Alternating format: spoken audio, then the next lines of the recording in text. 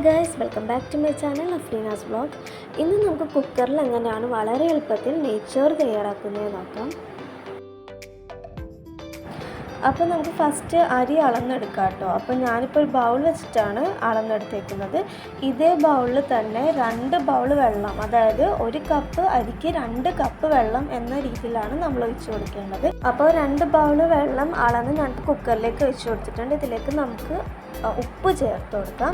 ഇനി 2-3 കറുകപ്പട്ട ചേർത്ത് കൊടുക്കുന്നുണ്ട് കേട്ടോ. ഒരു 1/2 ടീസ്പൂൺ അളവിൽ ജീരകവും ചേർത്ത് കൊടുക്കാം. പിന്നെ കുറച്ച് കുരുമുളക്, അതായത് ഞാനിപ്പോൾ ഒരു 3/4 ടീസ്പൂൺ അളവിൽ കുരുമുളക് എടുത്തിട്ടുണ്ട്.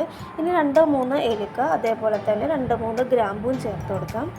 1 ടീസ്പൂൺ അളവിൽ നമുക്ക് ഗീ ചേർത്ത് കൊടുക്കാം. ഞാനിപ്പോൾ മിൽമയുടെ ഗീ ആണ് എടുത്തേക്കുന്നത്. പിന്നെ കുറച്ച് RKG കൂടി ചേർത്ത് കൊടുക്കാം കേട്ടോ നമുക്ക്. ഇനി നമ്മൾ നേരത്തെ അളന്ന് വെച്ച അരി ഇതിലേക്ക് കഴുകിയിട്ട് കൊടുക്കാം. അപ്പോൾ കുക്കറിൽ നമുക്ക് വളരെ എളുപ്പത്തിൽ തന്നെ നെയ്ച്ചോറ് തയ്യാറാക്കിയെടുക്കാം കേട്ടോ.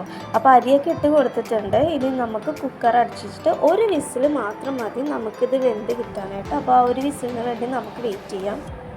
1 വിസിൽ കഴിഞ്ഞിട്ടോ നമ്മുടെ നെയ്ച്ചോറിവിടെ പാകത്തിന് വെന്ത് വന്നിട്ടുണ്ട്.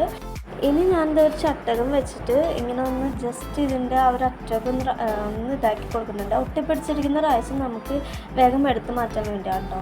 ഇനി ഞാനിപ്പോൾ ഇതൊരു ബേസണിലേക്ക് മാറ്റി വെച്ചിട്ടുണ്ട്. ഇനി ഒരു പാൻ വെച്ചിട്ട് നമുക്ക് 1.5 അളവിൽ നെയ്യ് ഒഴിച്ചു കൊടുക്കാം. ഈ നെയ്യിലേക്ക് നമുക്ക് ഒരു മീഡിയം സൈസ് സവാള നേരിയ സ്ലൈസ് ആയിട്ട് അരിഞ്ഞത് നമുക്കിതിലേക്ക് ഒന്ന് മൊരിയിച്ചെടുക്കാം കേട്ടോ. ഈ സവാള എല്ലാം നല്ലൊരു ബ്രൗൺ ഷെയ്ഡ് ആവുന്നത് വരെ നമുക്കൊന്ന് വെയിറ്റ് ചെയ്യാം. അപ്പോൾ കുറച്ച് ഒരു 1/4 ടീസ്പൂൺ ഉപ്പ് കൂടി ഞാൻ ചേർത്ത് കൊടുക്കുന്നുണ്ട്.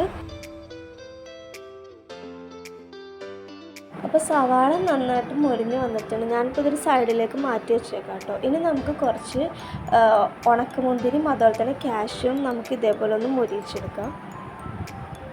നമുക്ക് ഫ്ലെയിം ഓഫ് ചെയ്തിട്ട് എല്ലാം കൂടി നല്ലപോലെ ഒന്ന് മിക്സ് ചെയ്തെടുക്കാം കേട്ടോ. ഇനി ഇതെല്ലാം നമുക്കൊന്ന് ഗാർണിഷ് ചെയ്തെടുക്കാം.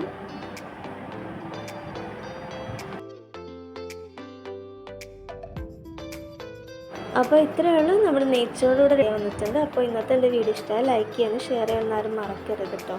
അപ്പോൾ അടുത്തൊരു റെസിപ്പി ആയിട്ട് നമുക്കിനി കാണാം. Okay, by.